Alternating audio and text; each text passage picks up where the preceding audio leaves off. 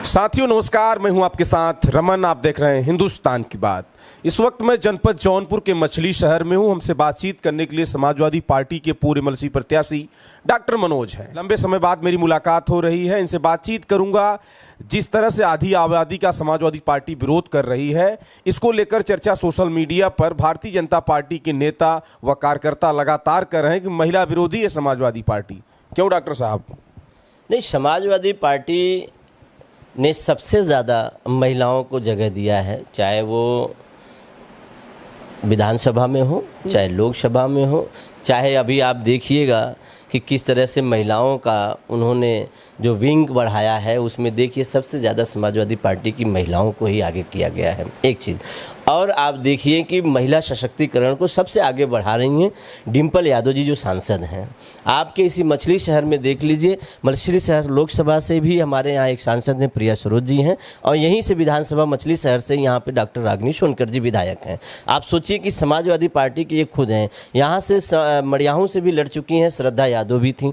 तो और पहले से ही नेताजी के ज़माने से, आज राष्ट्रीय अध्यक्ष अखिलेश यादव जी के ज़माने से भी समाजवादी पार्टी में सबसे ज़्यादा महिलाओं का ही भागीदारिता है। ये भाजपा केवल ढोंग रची है, राजनीति कर रही है, ये खेल करना चाहती है, क्योंकि इनके पास अब कुछ बचा नहीं है। हमारे पीडीए का इनके पास कोई जोड़ नहीं है। हम तो आधी आबादी का हमेशा सम्मान करते हैं, जो शोषित वंचित पिछड़े लोग हैं, जो ओबीसी की महिलाएं हैं, जो एससी एसटी की महिलाएं हैं, और जो मुसलमान हैं, अल्पसंख्यक की महिलाएं हैं, उनके लिए भी हम तो सोच रहे हैं। सपा अध्यक्ष अखिलेश यादव कह रहे हैं कि आप आरक्षण पास करवाइए, बिल लागू करिए, नारी बंधन का स्वागत है, लेकिन आप जातिगत जनगणना करवा लीजिए और सबको हक सही तरीके से मिलना चाहिए। देखिए, ये शुरू से लड़ाई है। आप 2023 से ही ये नारी बंधन का जो है आप लेके आए 131वें संशोधन के तहत। 131वें संशोधन में आपने क्या खामियां रखा, आपने क्या गाइडलाइंस थी उन महिलाओं के लिए जो आरक्षण आप दे रहे थे? सबसे बड़ी संख्या की जो आबादी की महिला है वो बीसी की हैं।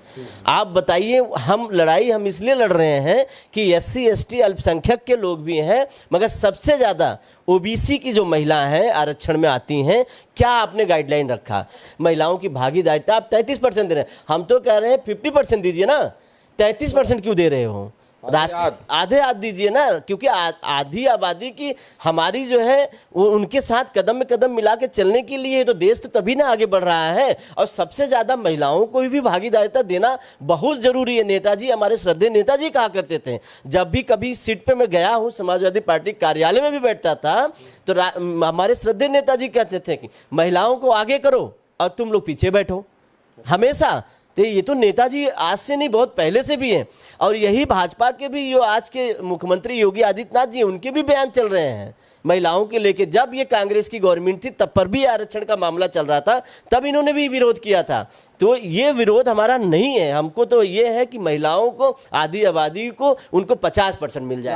मगर आपका कहने का मतलब ये है कि गरीब घर की महिलाएं भी चुनाव लड़ सकती हैं। वही मैं कह रहा हूं कि क्या आप बीसी के आधी आबादी महिलाओं के आरक्षण देने के लिए क्या क्लस्टर, क्या कोटा तैयार किया? आप क्या कोटा में कोटा देंगे? ये केवल एक समाज की महिलाओं को आगे बढ़ाने के लिए ये व्यवस्था बनाई थी। यानी बड़े घर की लड़कियां ही चुनाव लड़ेंगी। एक चीज मैं वही कह रहा हूं, एक चीज। और दूसरी चीज जो है, ये उत्तरी और दक्षिणी राज्य को, जहां पे इन लोगों ने एक बार और मिशन चलाया था, जहां पे मतलब कि जनसंख्या रोकने की, जब जनसंख्याएं कम हो गई हैं तो आप उसको आधारित किस तरीके से आप करेंगे? अगर आप सीटें बढ़ाएंगे, निश्चित रूप से जो है उत्तरी और दक्षिणी जो राज्य हैं उनमें प्रभाव पड़ेगा, और आप इसको कर नहीं पाएंगे। ये सिर्फ चुनाव जीतने के लिए खेल था इनका। वो खेल के नाते इन लोगों ने काम किया है। सबसे ज्यादा नुकसान अगर होता यहाँ पे तो बीसी की महिलाओं का सबसे ज्यादा होता। इसीलिए तो अमित शाह ने कहा कि समाजवादी पार्टी पूरा टिकट मुस्लिम महिलाओं को दे दो, हमें कोई दिक्कत नहीं। हम तो कहते हैं कि आप दे दो ना। अच्छा। अगर आप महिला बिल तो आप लेके आ रहे हैं, मैं तो कह रहा हूं कि 27 में उत्तर प्रदेश में चुनाव होने वाला है, आप दीजिए।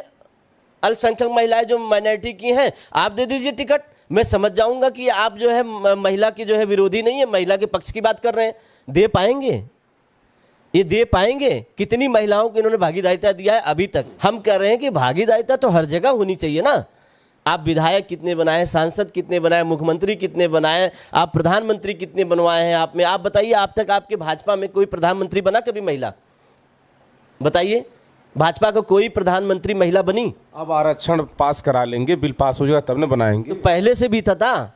मोतीलाल जी नेहरू जो थे तब से ही तो महिलाओं के आरक्षण के लिए बात किया करते थे, वो कांग्रेस के ही थे, तब भी था, और तब पर भी आप राजनीति कर रहे थे। तो फिर बताइए ना, आपने कितना बनाया? तो इनको देखो भैया, आपको बता दें रमन जी, यहाँ पे इनको महिलाओं को आरक्षण देना, उनको अधिकार देना नहीं हुए, ये सिर्फ उनके साथ छलवा करने के लिए और फिर इसके बाद राजनीतिक खेल खेल रहे हैं। यानी समाज में इस बात को पहुंचा रहे हैं कि मैं चाह रहा हूं महिलाओं को आरक्षण मिले, लेकिन गलत तरीके से आरक्षण परोसना चाहते हैं। इनका निरेटिव चलता है। अभी राष्ट्रीय अध्यक्ष जी ने कहा कि भाजपा, ऐसा तो नहीं कि बंगाल में चुनाव है, तमिलनाडु में चुनाव है, ऐसे करेंगे तो महिलाओं में ये होगा, नहीं तो सपा समाजवादी पार्टी और विपक्ष के लोग महिलाओं को स्थान नहीं देना चाहते हैं, आरक्षण नहीं पास करना चाहते हैं। सही बात है, सही बात है। आने वाला जो वक्त है, 6 राज्यों में चुनाव है, इस चुनाव को जो है ये खेल खेलना चाहते हैं उसके साथ।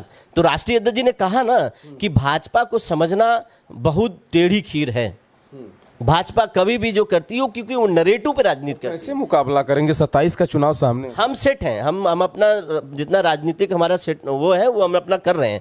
हम वो कह रहे हैं, लोगों को बताया जा रहा है कि भाजपा को समझ लेना ये टेढ़ी खील है, क्योंकि भाजपा जो है वो हमेशा पॉजिटिव राजनीति नहीं करती है, वो निगेटिव राजनीति कहते हैं, नकारात्मक इनका राजनीति है। ये धर्म के नाम पे धर्म को लड़ाने का, जाति जाति में लड़ाने का कार्य करने वाले लोग हैं। इनसे ये उम्मीद नहीं किया जा सकता। आप जो ये रोटेशन लेके आए हैं, जो आज जो है नारी वंदन बिल लेके आए हैं, तो आप बताइए कि जो बिहार में इन्होंने चाल कर दिया, चाल करके इन्होंने 10-10 हजार रुपया वो महिलाओं के खाते में डाला, और कुछ महिलाओं को मिला, कुछ महिलाओं को नहीं मिला। अभी देखे होंगे प्रदर्शन भी किए थे, लंबा प्रदर्शन था कि क्या क्या छला कि नहीं चला उनको। इसी तरीके से ये भी छलवा है इनका, क्योंकि देखो हम समझते हैं कि भाजपा कभी भी किसी की हितैषी हो ही नहीं सकती, कभी भी किसी की हितैषी नहीं हो सकती। आप बताओ, ओबीसी की महिलाओं के लिए आपने क्या किया था? राष्ट्रीय अध्यक्ष जी ने पूछा ना उसी सदन में, तो आप क्यों जवाब नहीं दिए? जब महिला सांसद जब बोलने लगी और सवाल करने लगी प्रधानमंत्री जी से, तो प्रधानमंत्री जी सदन से भाग क्यों गए? माइक भी बंद हो गया आपके राष्ट्रीय अध्यक्ष का? राष्ट्रीय अध्यक्ष जी की माइक बंद करके उनकी आवाज नहीं बंद कर पाएंगे, क्योंकि वो समाजवादी पार्टी के योद्धा हैं, और समाजवादी पार्टी में जितने भी सिपाही हैं वो किसी के बनाए हुए नहीं है, ये विचारों के योद्धा हैं, ये विचारों के सेना है। जो समाजवादी पार्टी का विचार है, समता मूल का जो विचार है, जो बहुजन की विचार है, जो पीडीए का विचार है, वो माइक दबा के नहीं बंद कर सकते। वो माइक दबाएंगे तो हमारे पास सोशल है, अपनी बात पहुंचाने के लिए हम यहाँ से भी सक्षम हैं। देखिए, हमारे साथ बातचीत कर रहे थे समाजवादी पार्टी के वरिष्ठ नेता डॉक्टर मनोज। इन्होंने नारी बंधन पर अपना बयान रखा, कहा कि जितना महिलाओं को मैं सीटें दिया हूं उतना भारतीय जनता पार्टी भी उत्तर प्रदेश में नहीं दे पाई है। सवाल इस पर इसलिए है कि जनपद जौनपुर में भी समाजवादी पार्टी की फायरब्रांड नेताओं ने भी स्थान लिया, जैसे प्रिया सरोज सांसद, विधायक डॉक्टर रागिनी सोनकर। पूर्वांचल में भी समाजवादी पार्टी ने बड़ी हिस्सेदारी दिया है महिलाओं को। इसी बात को लेकर मैं इनसे चर्चा किया हूँ। आगे वीडियो और देखिएगा आप लोग। तब तक देखते रहे हिंदुस्तान की बात। नमस्कार।